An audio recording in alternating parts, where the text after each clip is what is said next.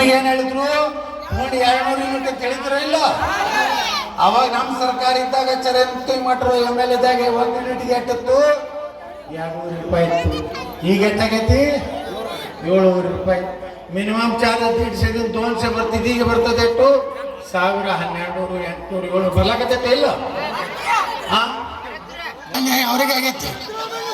ಅವ್ರು ಹೇಳ್ತಾರೆ, ಮೊನ್ನೆ ಬೆಳಗಾವಿ ವಿಧಾನಸೌಧ ಮುಂದೆ ಉಪವಾಸ ಕೂತಿದ್ರು.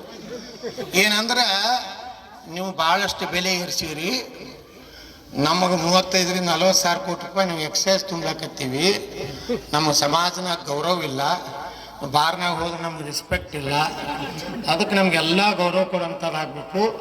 ನಾವೇನಾರೇ ಹೆಚ್ಚು ದಾರು ಕುಡಿದು ಹಾದ್ಯಾಗ ಬಿದ್ರ ಅಥವಾ ಗಟರ್ದಾಗ ಬಿದ್ರ ನಮ್ಮನ್ನ ಎತ್ತಿ ಜಳಕ ಮಾಡಿಸಿ ಪೊಲೀಸರು ನಮ್ಮ ಮನೆಗೆ ಮುಟ್ಟಿಸ್ಬೇಕು, ಮನೆಗೆ ಮುಟ್ಸಕ್ಕೆ ಸಲ್ಯೂಟ್ ಹೊಡಿಬೇಕು.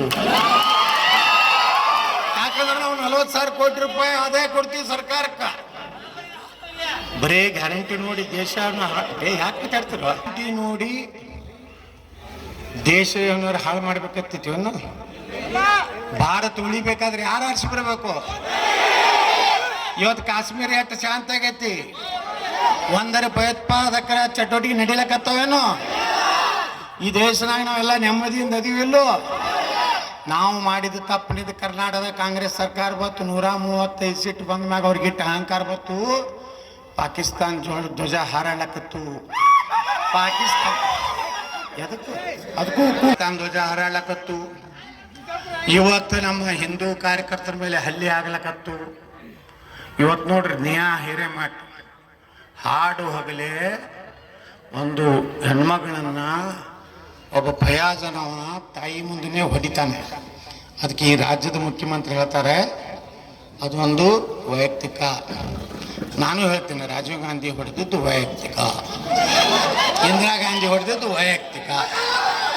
ಅಂದ್ರೆ ಈ ದೇಶದಲ್ಲಿರೋ ಪ್ರಜೆಗಳು ಅವ್ರಿಗೆ ಬೆಲೆನಿಲ್ಲ ಹಿಂದೂಗಳಿಗೆ.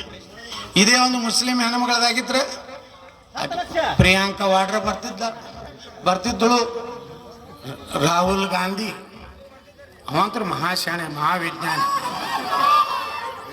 ಈ ಕಡೆ ಬಟಾಟೆ ಹಾಕಿದ್ರೆ ಈ ಕಡೆ ಬಂಗಾರ ಬರ್ತದೆ ಅಂತ. ಐಸಾ ಮಷೀನ್ बनाऊंगा मैं, यहाँ से आलू डालने का, यहाँ से सोना निकलेगा. ಬಪ್ಪರೆ ಇಂಥ ಎಲ್ಲರೂ ನೋಡ್ರಿ, ಇದು ದೇಶದ ಪ್ರಧಾನಮಂತ್ರಿ ಮಾಡ್ತಾರೆ ಅಂತ. ಸಿದ್ದರಾಮಯ್ಯನವ್ರು ಬರಲಿಲ್ಲ ಹುಬ್ಬಳ್ಳಿಗೆ, ನೇಹಾ ಹಿರೇಮಠರು ಕೊಲೆ ಆದಾಗ ಒಂದು ವಾರದ ನಂತರ ಬರ್ತಾರೆ. ಅದು ಕಾಂಗ್ರೆಸ್ ಕಾರ್ಪೊರೇಟ್ರು, ಏನು BJP ಅವರಲ್ಲ, ಏನೂ ಅಲ್ಲ. ಕಾಂಗ್ರೆಸ್ನಲ್ಲಿರೋ ಹಿಂದೂಗಳಿಗೇ ಸುರಕ್ಷತೆ ಇಲ್ಲ.